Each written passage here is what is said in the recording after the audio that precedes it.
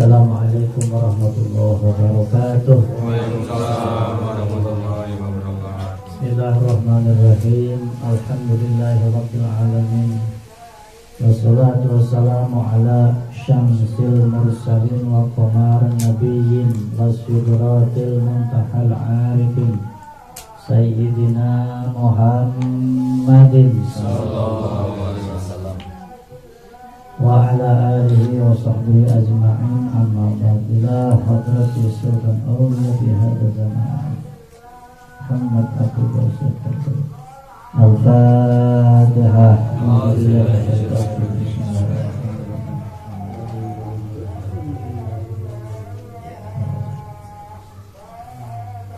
Kehadapan yang mulia seluruh ahli silsilah Thariqah Qadiriyah Naksabandiyah, Pondok Pesantren Srialaya, lebih khusus Syekhuna wa Mursyidina Imam Makan wa Zaman wa Qa'imu bi Amr Rahman wa Naibah Rasulullah Ya Sayyidi Ya Muhammad Abdullah Sayyidullah Masdul Al-Qadir Naksabandiyah Tamu Semoga para sahabat Allah senantiasa panjangkan usia dunianya, amin. Disempurnakan kesehatan jasmaninya, limpahan keberkahan, karomat, asrar dan seluruh karunia. Semoga Allah semakin tambah-tambah dan melimpah kepada kita semuanya sebagai murid. Al-Fatihah. Alhamdulillah nasyaitanir rajim.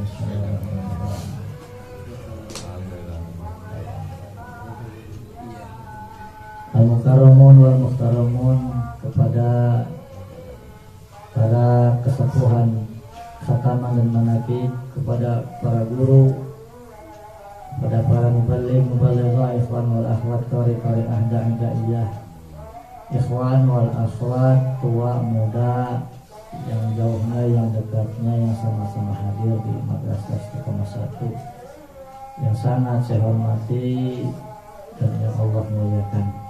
Tidak lupa kepada Sahibul Bait, Sahibul Al-Fukah, Ibu Haja Juju, beserta keluarga. Dan tidak lupa kepada pengatur waktu pembacara yang saya hormati, yang Allah muliakan, Ustaz Dan. Semoga semuanya yang hadir, yang bersama-sama ini menjadi pelaku, pengamal-pengamal pelestari ajaran Thariqah Qadiriyah sebagai pondok pesantren Srialaya.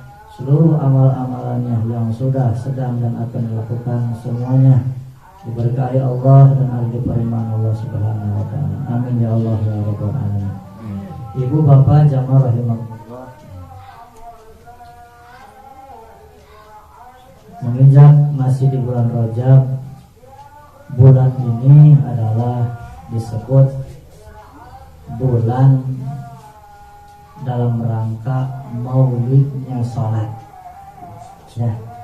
Jadi sekali lagi, ini merupakan pencerahan dari guru mursyid kita, mulai sejak maulid abah ke-70, kata-kata mi'lad harus kita rubah.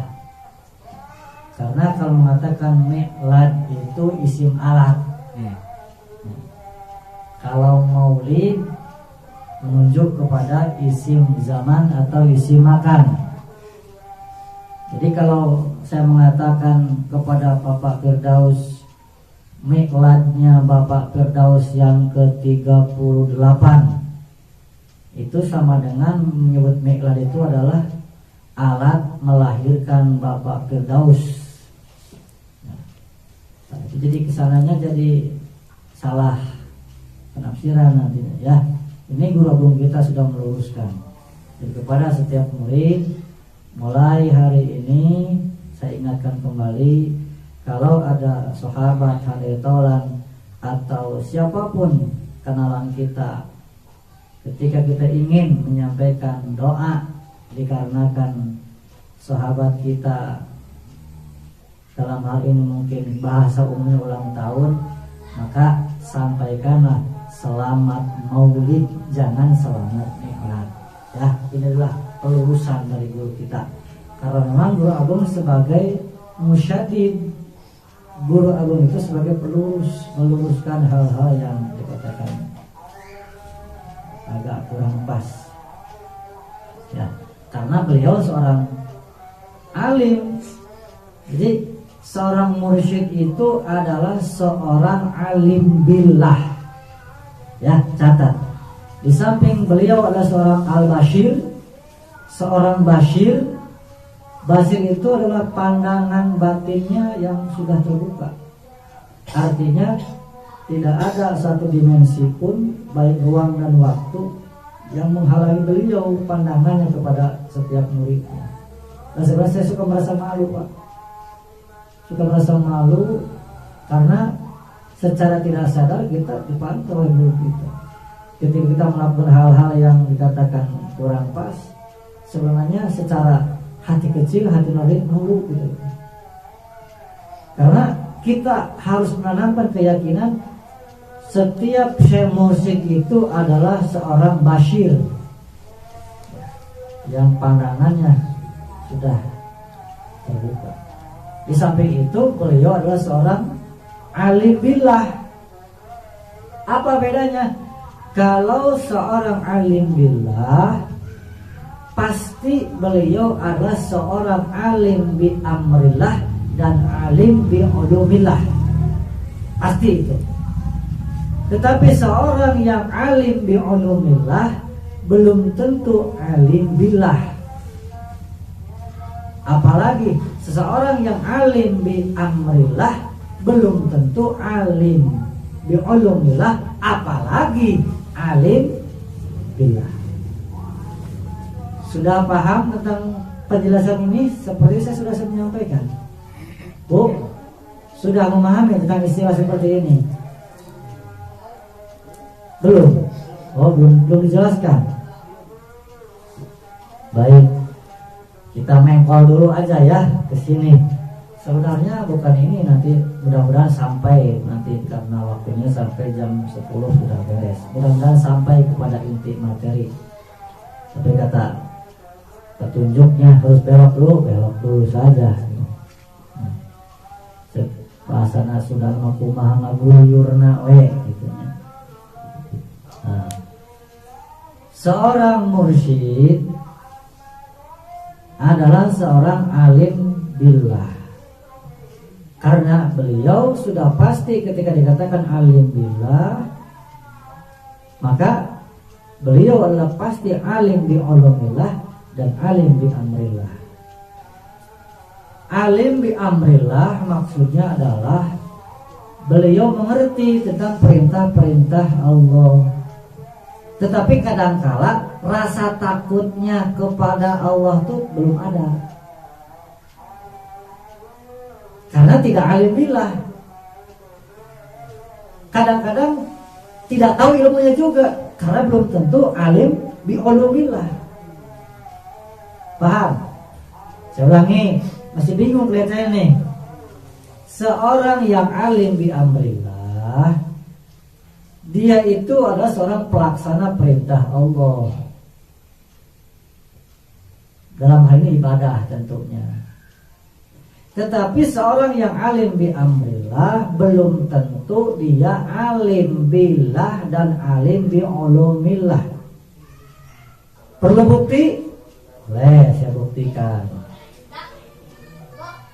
Para pelaku boleh kalau saya mengatakan orang yang bertindak tidak bersesuaian dengan hukum agama dan negara. Contoh kecil, berjudi, mabok, lacur, dan korupsi dan yang lain-lain. Apakah pelaku tersebut tidak melaksanakan ibadah? Contoh seperti sholat. Tetapi mereka belum ada rasa takut kepada Allah. Dan kadang-kadang walaupun dia seorang pelaku sholat, ilmu tentang sholatnya belum paham. Betul? Betul apa betul? Pokoknya mah benerannya gak gitu. So, mau saya tanya lagi?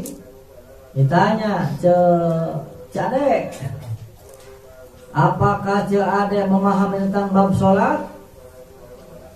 Sedikit, awas, ada jangan, jangan.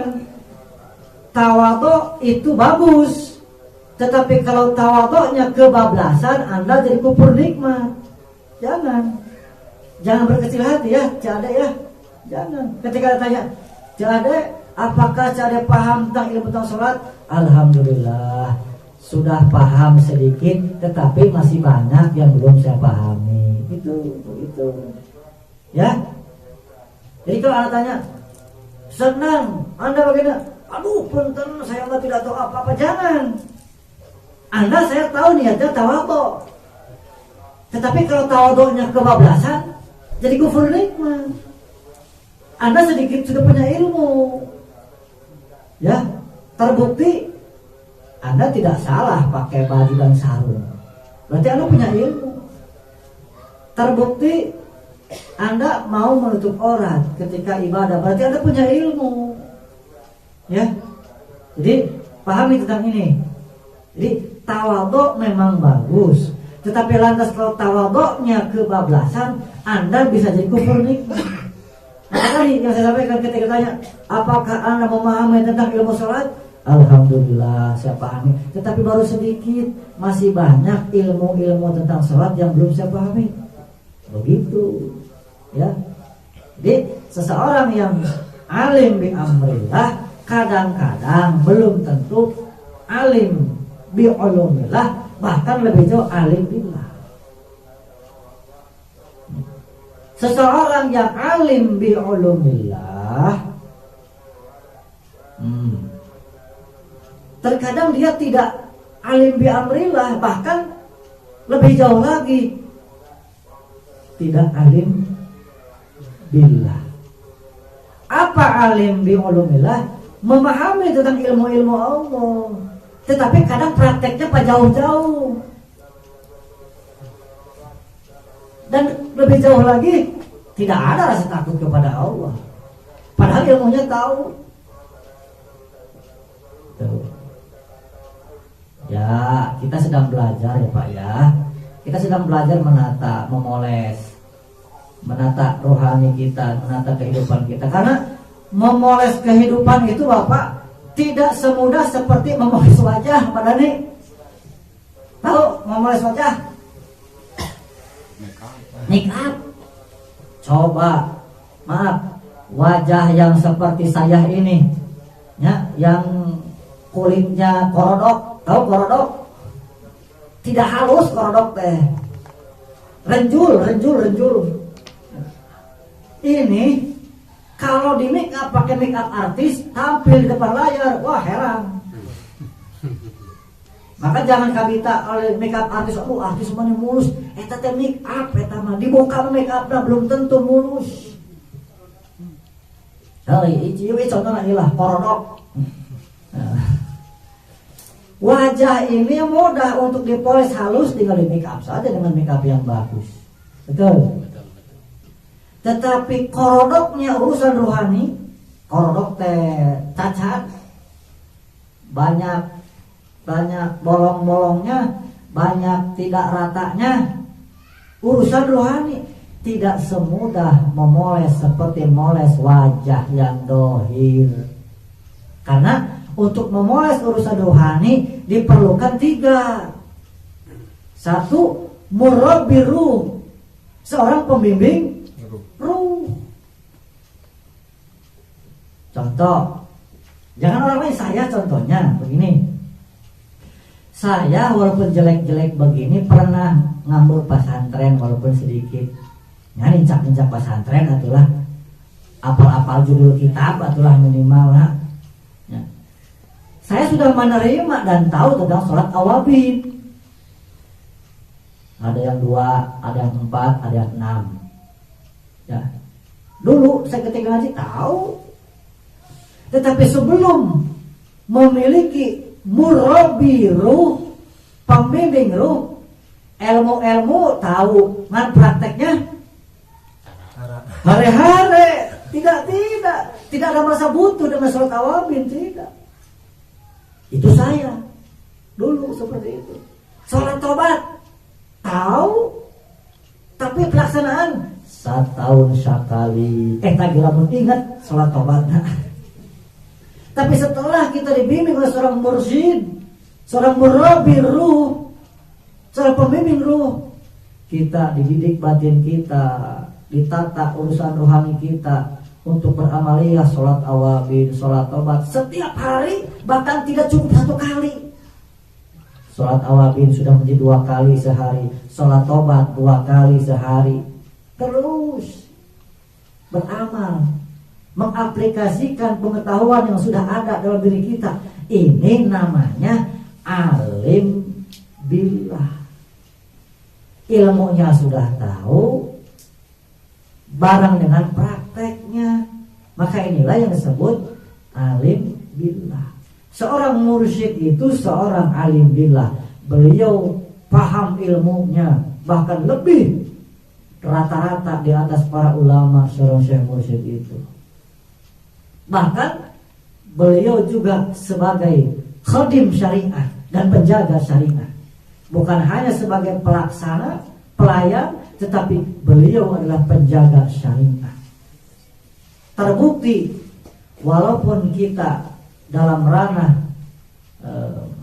tarikat, tetapi guru mursyid kita sebenarnya mengarahkan kita agar kita menjaga fikihnya. Contoh seperti mengajarkan bagaimana cara kita masuk ke kamar mandi, setelahnya bagaimana cara memotong kuku. Itu syariat itu. Bahkan beliau kemarin yang baru masih hangat mengatakan, Abah memasang kaca ingin melihat siapa yang suka bangun duluan. Ini kalau Anda tahu, kalau Anda paham, Abah menyampaikan begini pesannya.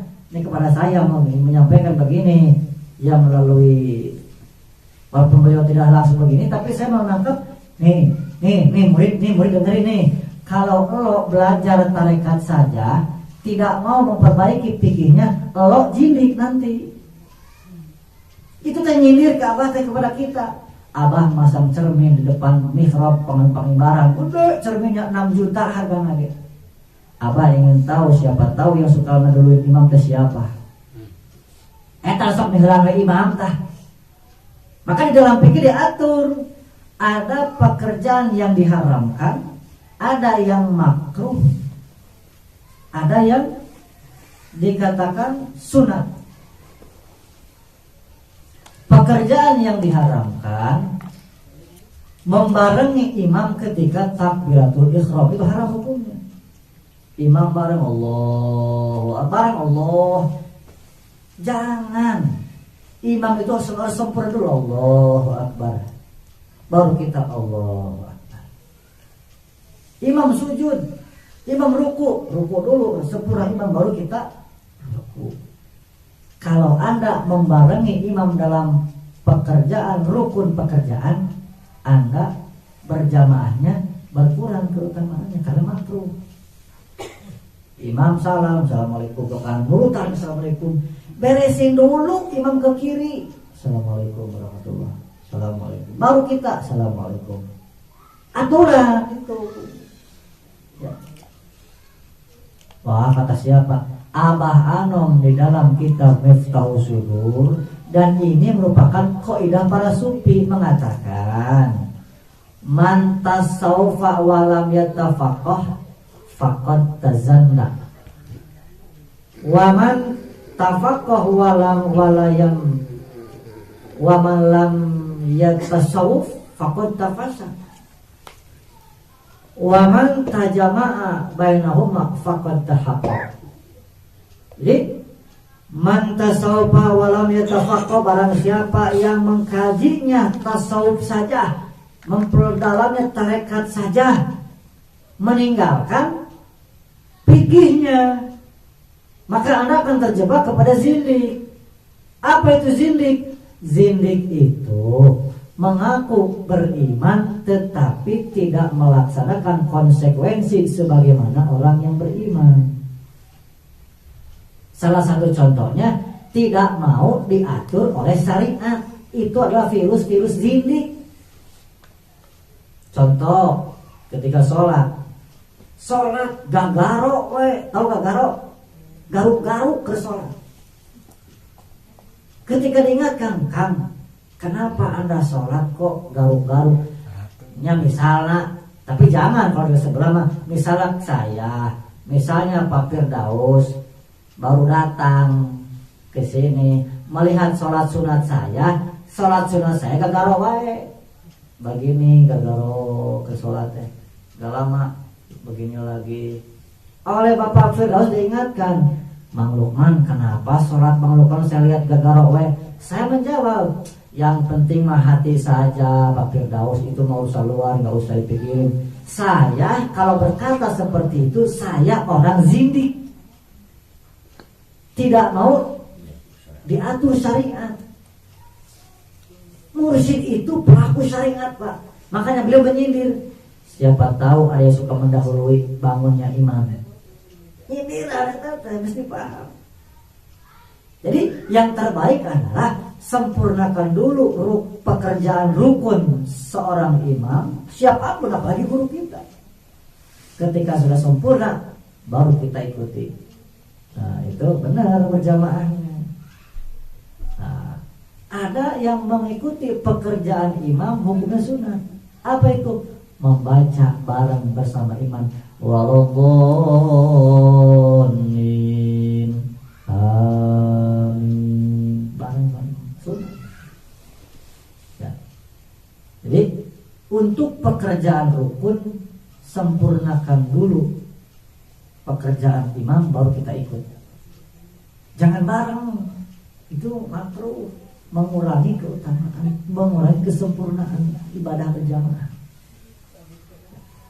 Sebaliknya, waman tafaqqah wala tasawfa faqad tafasad. Barang siapa orang yang hanya memperdalamnya fikih saja, meninggalkan tasawufnya, meninggalkan tarikatnya, maka akan terjebak ke dalam fasik. Apa itu fasik? Fasik itu keluar dari jalur yang benar. Jadi keluar dari jalur yang benar ini, orang fasik tidak mau menerima satu ibadah yang dicontohkan oleh Nabi. Nabi itu mencontohkan 3: ibadah jasad, ibadah nyawa, ibadah rasa. Makanya ada Islam, iman, dan ihsan. Orang fasik menolak satu ibadah ini. Makanya jangan aneh, banyak orang-orang yang maaf kategori orang fasik, sehingga Allah tidak berikan hidayah kepada orang-orang begini. Saya baru memahami tentang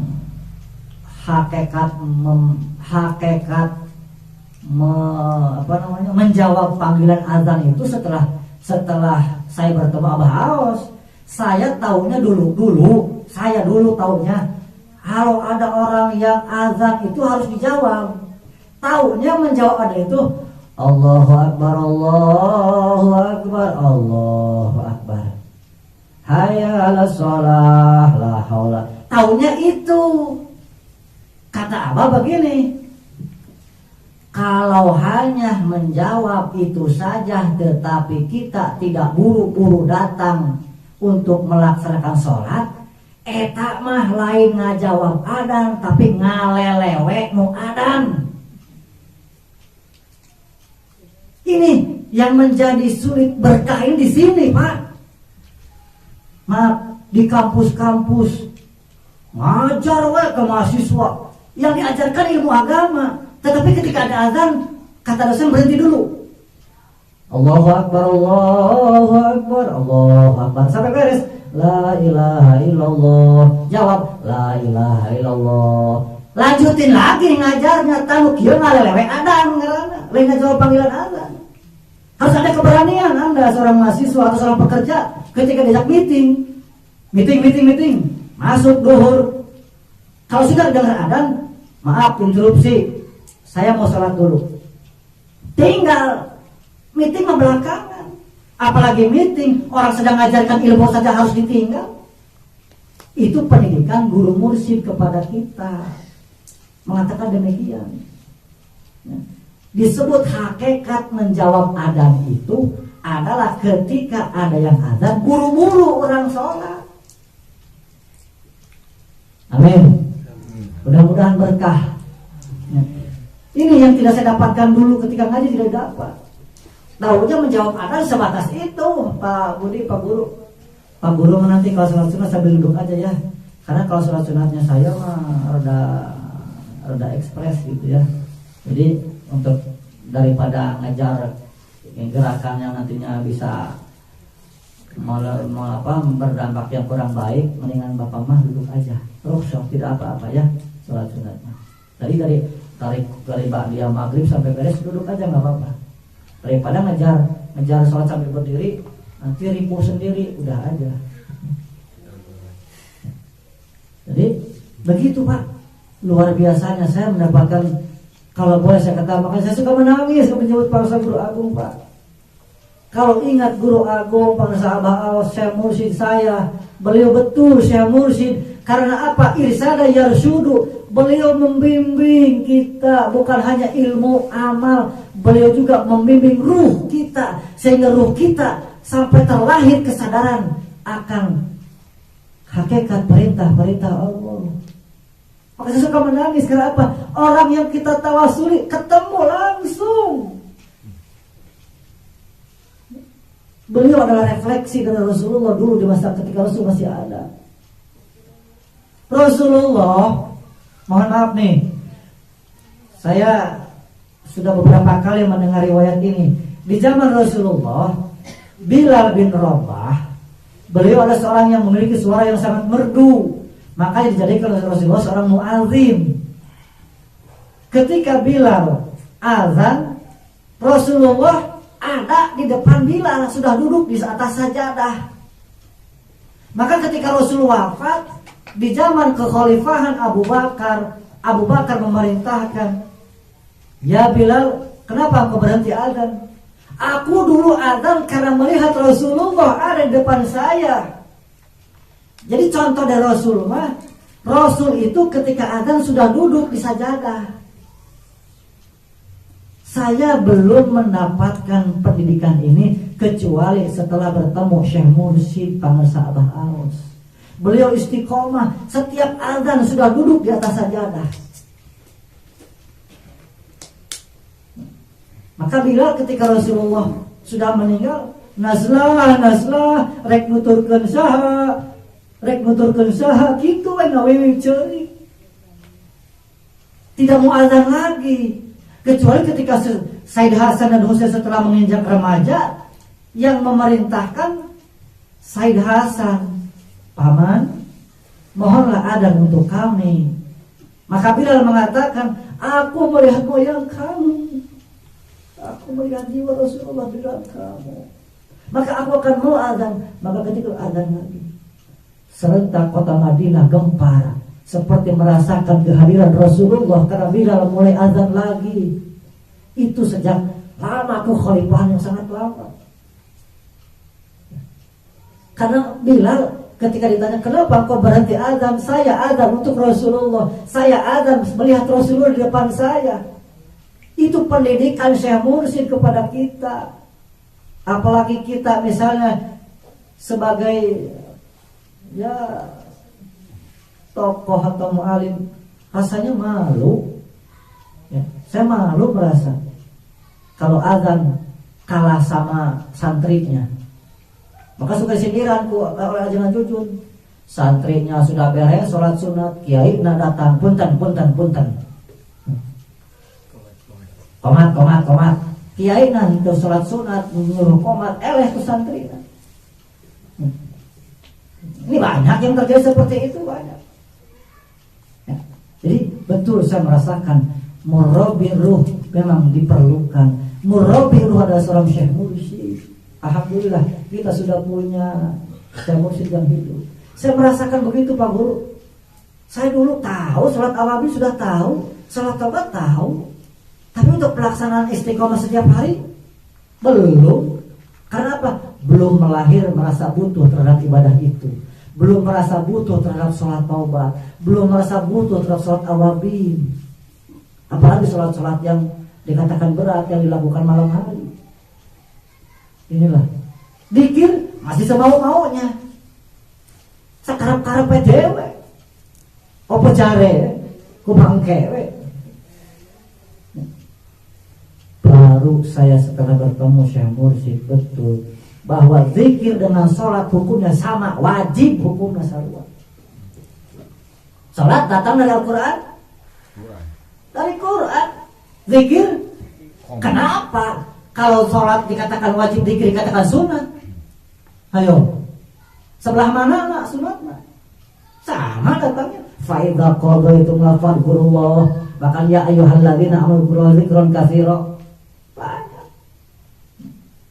dzikran katsira. Ala zawaka sambil berdiri, sambil duduk, sambil berbaring. Dari siang sampai petang, minggu dua asal terus. Perintah zikir datang dari Al-Quran, perintah sholat datang dari Al-Quran. Kenapa dipisahkan? Zikir dikatakan sunat. Ini mindset kita yang harus diperbaiki, cara berpikir kita yang harus diperbaiki. Ya, jadi kalau Anda mengatakan berzikir kepada hukum sunat, Anda siap-siap bertanggung jawab di hadapan Allah. Karena wajib zikir itu. Idza zakartani syakartani wa idza nasaitani kafartani. Ketika engkau berzikir kepadaku, engkau sedang menyatakan syukur kepadaku. Ketika engkau tidak berzikir, ketika engkau sedang lupa, maka engkau sedang menyatakan kekufuranmu kepadaku. Ini firman Allah dalam hadis qudsi. Ya. Jadi zikir kita bukan untuk mencari pahala, sekali lagi. Ya. Zikir kita bukan untuk mencari pahala. Zikir kita mutlak, zikir kita karena zikir kita zikir tarekat adalah untuk taubat, memperbaiki tatanan rohani kita di hadapan Allah, untuk taubat dan syukur. Jadi zikir kita itu zikir taubat dan syukur terus. Adapun Allah memberikan pahala, yaitu mah disebut harta rampasan, ghanimah. Pahala bagi seorang ahli tarekat adalah ghanimah, bukan tujuan, harta rampasan. Pahala-pahala itu harta rampasan, Pak, bukan tujuan. Tujuan kita adalah ilahi anta maksudi waridhaka matlubi. Makanya dikatakan autini mahabbataka wa berikanlah kepadaku mahabbah dan makrifat kepadamu. Karena ketika seseorang berzikir sampai mampu menyelam di lautan mahabbah dan makrifat, maka dia sudah masuk dalam bahrul hayat. Jadi Abah Sulu mengatakan bahrul hayat itu adalah menyelam di lautan mahabbah dan makrifat, sudah meliputi dirinya. Maka jangan aneh ketika Anda berzikir langsung bercucuran air mata dengan tidak tahu sebabnya, langsung kontak, ada perasaan getaran batin, bergetar dalam jiwa. Itulah zatbah namanya. Tetapi harus kontrol Anda ketika zatbah itu. Apakah ini nafsu atau betul zatbah? Maka saya tidak mau tertipu ketika terjadi seperti itu. Buru-buru kopinya yang banyak. Siapa tahu datang dari nafsu ini, dari emosi, takutnya emosi, bukan zatbah. Maka jangan dituturkan, jangan diikuti ketika Anda ingin menangis, jangan diikuti. Tahan. Walaupun tidak terasa air mata menetes, tidak terasa. Inilah zatbah. Mohon maaf, beribu maaf dengan tidak maksud merendahkan siapapun. Untuk mencapai zatbah, untuk mencapai musyahadah, untuk mencapai wusul kepada Allah, tidak bisa hanya mengandalkan ilmu aurak. Apa itu ilmu aurak? Ilmu hasil membaca banyak referensi, mau kitab, mau buku, mau apapun, itu namanya ilmu aurak. Kalau menginginkan zabah, kalau menginginkan musyahadah, kalau menginginkan wusul kepada Allah, maka harus berpadu antara ilmu syariat dan ilmu azwaq. Apa ilmu azwaq? Ilmu tentang rasa, maqamul ihsan. Maka berbicara ilmu aurak hanya mengajarkan ilmu fikih, ilmu tauhid, banyak di pesantren diajarkan. Tetapi kalau ingin memperdalam ilmu ihsan, harus kepada orang yang sudah memiliki ihsan. Tidak bisa dipelajari kepada orang yang belum punya ihsan.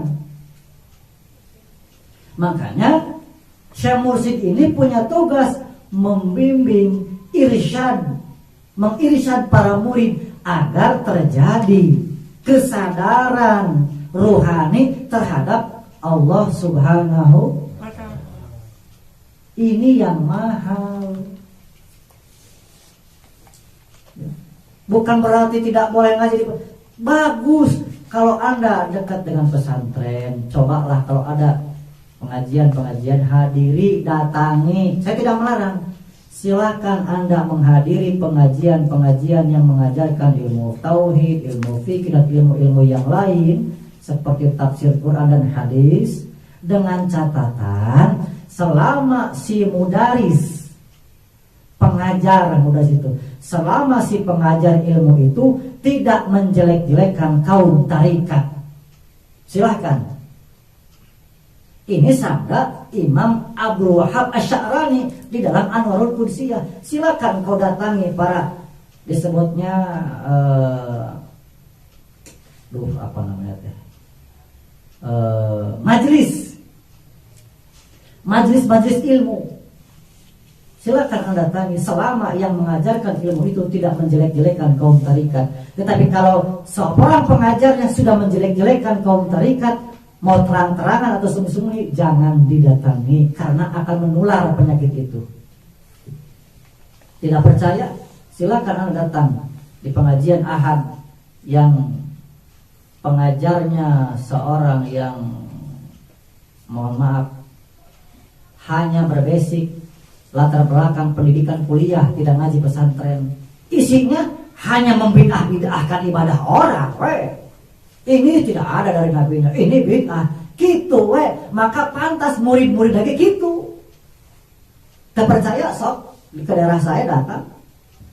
Banyak hari Minggu yang pengajian, tapi isinya seperti itu. Sholat rajab bid'ah, sholat nisfu Sa'ban bid'ah, nyebut nanti komo. Jadi kalau mudaris yang menjelek-jelekan amalan apa atau menjelek-jelekan kaum sufi, jangan didatangi karena akan menular penyakit itu. Karena nilai setitik rusak susu sebelanga. Bayangin kalau pengajarnya seperti itu, muridnya berapa ratus yang datang, katepaan kabeh ta muridnya. Ya. Kalau ingin usul kepada Allah, ingin mencapai zakbah, getaran batin, merasakan betul atas karunia limpahan Allah, karunia segala dirasakan sehingga muncul rasa malu kepada Allah teh. Rek menta teh era Gusti geus loba teuing pameseun ti Gusti ge. Era menta teh geus loba. Maka Allah dikatakan melalui firman-Nya yang suka diamalkan oleh kita, wa takum min kulli ma sa'altumuh wa in ta'udhu ni'matallahi la tuhsuha innal insana lazulumun kafar. Sindiran ini teh ya, wa takum min kulli ma sa'altumuh, geus dibikeun kabeh oge rek naon deui, geus dibikeun, sudah diberikan. Wa in ta'udhu ni'matallahi la tuhsuha, kalau engkau menghitung nikmat-nikmat Allah, walka itu ya, tidak akan terhitung. Bahkan innal insana ayat selanjutnya dulu kafir. Sesungguhnya manusia itu sangat zalim kepada dirinya sendiri dan sangat ingkar kepada nikmat-nikmat Allah. Ngomong alhamdulillah teh lamun warak dahar we alhamdulillah. Gede alhamdulillah. Alhamdulillah. Ari teu mah alhamdulillah. Benar. Sok kadenge alhamdulillah teh lamun warak dahar alhamdulillah. Narima gaji, narima duit alhamdulillah. Ya. Padahal eta dibere panon teh mahal. Banyak ketika datang ke Cicendo orang berjuta-juta untuk ongkos membayar kesehatan mata. Nafas, saya sudah mengkalkulasi 1 bulan butuh 1 hari bukan 1 bulan selama 24 jam, biaya untuk beli oksigen dan nitrogen yang diperlukan untuk bernafas manusia 24 jam itu kalau diminta ongkos ke Allah 185.700.000 rupiah. Nafas hungkul eta teh. Dengan harga oksigen 1 liter oksigen murni, bukan oksigen industri tapi oksigen medikal, oksigen kesehatan per liter 25.000. Harga saya estimasi ketika dolar 10.000. Sekarang dolar berapa? 13, menyentuh 13, mungkin bisa lebih. Harga nitrogen murni, nitrogen untuk kesehatan medikal. Karena oksigen dan nitrogen itu ada dua. Ada oksigen untuk kesehatan medikal dan oksigen industri. Kalau nitrogen industri, nitrogen yang suka dimasukkan ke ban motor, ban mobil, eta mah ulah asupkeun ka dieu. Bahaya, salah asup eta mah. Kalau untuk nitrogen untuk kesehatan bukan yang itu. Kenapa Mang Lukman tahu? Apaan pelaku? Saya pernah dirawat di rumah sakit, di asupan selang 2 siki ka dieu tah. Selang kedua tuh seri dong ngalaman mah. Seri ketika saya dilihat regulatornya 2. Belembung cepluk dilihat teh. Oh 2. Ini jadi teh NN nitrogen dan oksigen. Oh berarti saya ketika sesak napasnya di asupan eta oksigen dan nitrogen lak murni supaya lega napas. Laresnya Pak Guru ya. Saya mah tidak bohong, saya pernah ngalaman seperti itu. Pasti tadi. Pas dilihat di setruk pembayaran biaya oksigen habis sekian liter 400.000, padahal tenepi sehari henteu masukkeun ke sabaraha jam geus tagihanana ratusan ribu. Terbukti inilah nikmat Allah yang dikatakan wa in ta'uddu ni'matallah la tuhsyuha. Bener maka itu tidak akan terhitung, Pak. Terus tahu 10 acan materi nama rek jaritakeun tentang salat gitu. Jam 10 kumaha atuh? Geus keburu goong. Pakai ngelangkung kita usah maksimal setengah 11 terus beres. Masya Allah. Maka bedanya Pak tadi, bedanya yang mengajarkan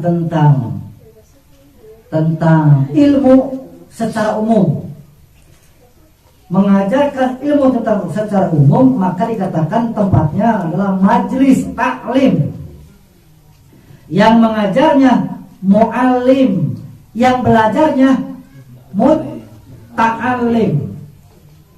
Jadi yang mengajar mu'alim, yang belajar muta'alim. Tempatnya majelis. Kalau tempatnya madrasah zikir, maka dikatakan tempatnya Riyadul Jannah. Diajarkannya hanya zikir. Yang mengajarnya adalah mursyid. Yang belajar yang disebut murid. Beda. Kalau dalam tradisi tarekat, dalam sebuah halakoh tarekat, halakoh zikri dikatakan. Halakoh zikri itu adalah tempat berkumpulnya orang berzikir kepada Allah. Ini madrasah nih.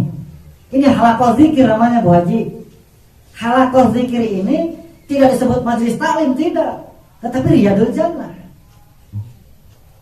Sebagaimana Said Luqman Al-Hakim berwasiat kepada putranya, wahai anakku, jika engkau melewati Riyadul Jannah, taman-taman surga Allah, maka duduk di situ. Tapi jangan tell me, bukan duduk diam, ikut, maksudnya berzikir di situ. Dia bertanya, apa itu Riyadul Jannah?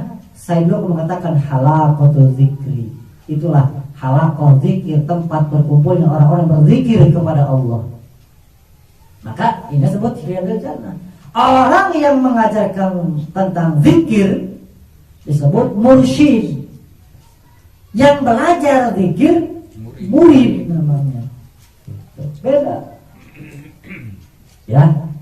Jadi alhamdulillah kita setelah bertemu Syekh Mursyid banyak pencerahan-pencerahan. Dan satu lagi, tidak sampai kepada sholat. Sebelum mau jelaskan sholat ini Pak sebenarnya. Maka kalau kasih waktu sebentar ya tadi mudah-mudahan bermanfaat. Satu lagi tentang tawadhu. Syekh Mursyid itu seorang yang tawadhu. Artinya beliau tidak merasa lebih baik dari orang lain, tidak. Terbukti ketika ada seorang sahib saya berkunjung kepada Abah Aos, karena di zaman Abah Anos saya belum mendengar langsung. Kalau di Abah Aos saya pernah mendengar langsung ketika menghadap mengaku beliau ingin menganggap Abah teh guru begitu. Abah dengan bahasa santai mengatakan, Abah mah teu merasa ngamuridkeun. Abah mah tidak merasa ngamuridkeun. Bahasa Indonesia Mas Daus. Abah begini. Abah mah teu maos ngamuridkeun. Eta mah ada daek nuturkeun mah, kada Abah ge keur nuturkeun anu nuturkeun gitu. Itu teh ketawadhuan kepada sesama manusia. Kalau tawadhunya kepada Allah beda, bukan itu.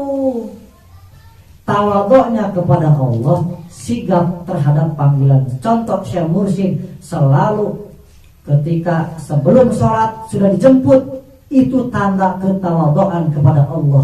Seorang Syekh Mursyid selalu menjemput datang waktu sholat. Sholat belum datang, beliau sudah siap duduk di atas sajadah. Maka beliau mengatakan atau minimal 5 menit sudah duduk sajadah sebelum azan teh. Sok malu pas ya teh.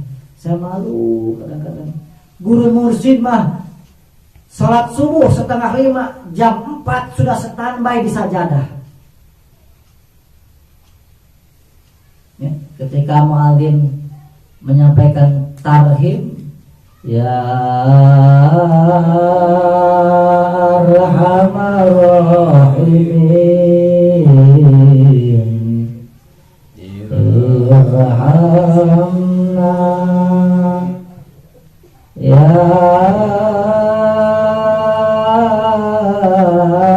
arhamar rahimin irhamna, dan seterusnya. Aduh nikmat melihat Syekh Mursyid sudah duduk di sajadah jam 4. Bayangin Pak, tata istiqomah Bapak. Abah Aos itu jam 4 sudah duduk di sajadah. Walaupun misalnya sholat subuh jam 5 kurang 1/4 kan terus bergeser, Abah mah selalu jam 4 sudah duduk di sajadah. Itu contoh wingi can bisa istiqomah acan. Saya lupa. Sedang berjuang. Jujur, daripada ngaku sok bagus nih ngaku butuh. Itu memang saya can bisa istiqomah. Kalau sekali-kali mah nggak sekali-kali ya kan. Istiqomah setiap hari saya belum mampu. Duduk gitu saja dah. Kita mampu duduk mangkerek. Datang misalnya di Masjid Sirarasa, duduk jam 4. Tawajuh. Man tawajuhna beda disada. Dibugahkan teh. Bingung lempang-lempang atas komatnya. Lapor sholat sunatna lapur kabeh. Tabelana urang mah kitu.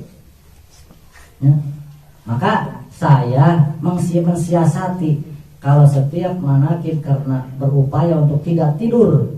Saya berupaya untuk tidak tidur, maka saya tidak akan tawajuh subuh. Karena kalau tawajuh subuh sok kabablasan sok gitu nikmat. Itu pun kadang-kadang ketika kuliah subuh anggar we sok kepolosan. Ketika kuliah subuh lama-lama begini pertamanya. Lama-lama tunggu. Maka sesok bolotot we kalau lamun subuh teh moal tunggu ki bisi sare saya gitu. Disiasati Pak. Ya, ada kan siasat sholat maghrib ya, disiasati maka ditarikan wah ekspres ya mah. Alhamdulillah aduh kita kumahannya kita kena pikir lau sholat kan kata sebelum nyampe. Jadi Syekh Mursyid itu seorang basyir, seorang alim billah, dan seorang yang tawadhu baik kepada sama manusia dan kepada Allah Subhanahu. Pendidikannya luar biasa. Saya merasakan itu semua, Pak. Bersyukur saya dengan bertemu dengan Syekh Mursyid. Sekarang ada kesadaran secara moral, secara ruh, secara spiritual untuk berupaya mengikuti jejak langkah beliau melalui amaliyah. Salat sunnah terus berupaya. Dulu belum ketemu Syekh Mursyid tidak tahu yang namanya ada salat isyraq, tidak tahu salat isti'adzah, tidak tahu istikharah pagi hari ada, tidak tahu apalagi sekarang isti'anah, tidak tahu. Kalau tidak bertemu Syekh Mursyid, ini teh bukti kasih sayang, ya kasih sayang Syekh Mursyid kepada kita. Dididik sejak pagi-pagi jam 6, sholat isyraq, sholat isti'adzah, sholat istikharah sambil duduk, bangkit lagi sholat isti'anah 4 rakaat 2 kali salam. Kalau mau ditambahkan boleh, syukur nikmat boleh. Saya tadi duduk habis dari air sholat duduk, tadi sampai air sholat duduk. Itu dari Abah lamunan beser sholat kifaratul baulnya sering supaya jangan beser, supaya kuat duduk kata Abah. Kalau ingin kuat duduk seperti Abah, tahan hitut, tahan ngompol, sholat kifaratul baul dibanyakin, ya bukan hanya setelah sholat duha, tetapi setiap anak ke air sholat kifaratul baul. Itu petunjuk dari Abah seperti itu, ya jika ingin kuat duduk. Artinya kuat duduk teh tahan kentut, tahan kencing, sholat kifaratul baul sama kaifiatnya sambil duduk, tidak merubah, ya. Jadi itu saja. Saya sedang belajar mempraktekkan, karena saya secara pribadi kalau banyak minum sok pengen kencing gitu, banyak minum pengen kita dicoba resep Mursyid dengan setelah dari air selalu sholat kifaratul baul, karena dikhawatirkan ngecret air kencingnya, ngecret ke bawah di kaki, ke bawah di baju misalnya, tidak sadar kencing mantul dari tembok ke sarung atau ke celana dan kita tidak tahu. Maka ikhtiyat, kehati-hatian setiap habis dari WC, di samping sholat syukrul wudu ditambah sholat kifaratul baul, ya kita belajar seperti itu. Amin ya robbal. Mungkin nanti saja tentang tentang bab sholat, karena sebenarnya niatnya saya mau belajar bab sholat, tapi melihat petunjuk dari Abah bahas tentang pembicaraan kemarin tentang kaca fikih. Jadi fikihnya pun harus dibenarkan, ya. Jadi fikih pun harus dijaga, diperbaiki, ya. Sebagaimana telah saya sampaikan, jangan suka mendahului imam. Kalau dalam hal ini baik dalam syariat, di dalam syariat atau syariat di dalam tarikat. Sedikit ya, syariat di dalam tarikat contohnya, ketika kita berpikir imam acan ngucapkeun la karya ku ge ilahi anta maksudi wa ridho kamat lubi atini makmum la itu teh meureun imam eta teh meunang eta teh. Jadi syariat ada dalam tarikatnya tidak jadi. Ada syariat di dalam syariat, ada syariat di dalam tarikat. Itu banyak sebenarnya, kalau dijelaskan syariat dalam tarikat banyak. Sebenarnya banyak. Seperti ya banyak lah, nanti panjang lagi saya jelaskan. Sudah jam 10:04 ini sudah lebih 1/4 jam, ya. Dan niatnya saya jam 10 beres. Mudah-mudahan dipanjangkan umur. Amin. Sampai manakib bulan depan. Amin. Atau manakib selanjutnya. Amin. Sapa panjange salawase saterasna selamanya. Amin. Senantiasa sehat, panjang umur dengan sehatnya, rezeki dengan kesolehannya, berkah segalanya, semuanya dikaromatihi wa syafati Rasul Muhammad Abdullah Syaikul Qadir masyaallah. Al-Fatihah.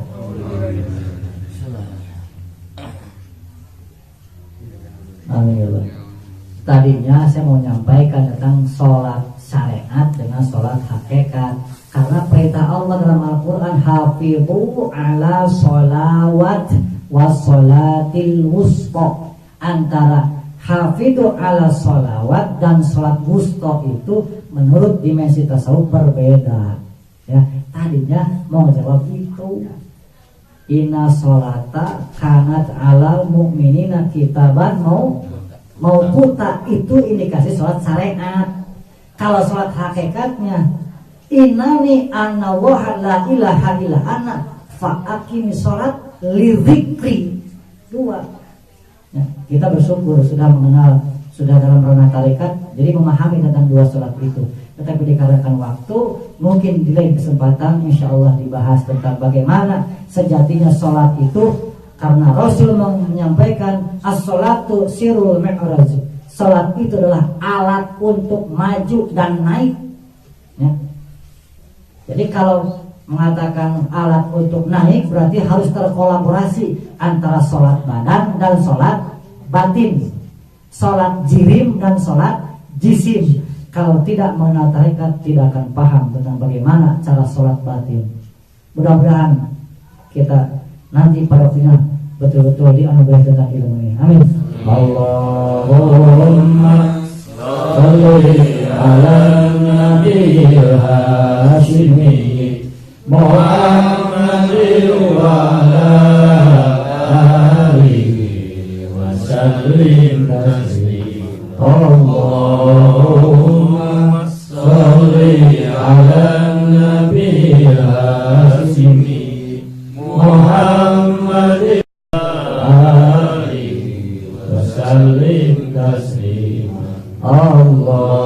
Allahumma sholli ala nabi Hashimi Muhammadin wa ala alihi wa sallim taslima. Al-Fatihah. Assalamualaikum warahmatullahi wabarakatuh.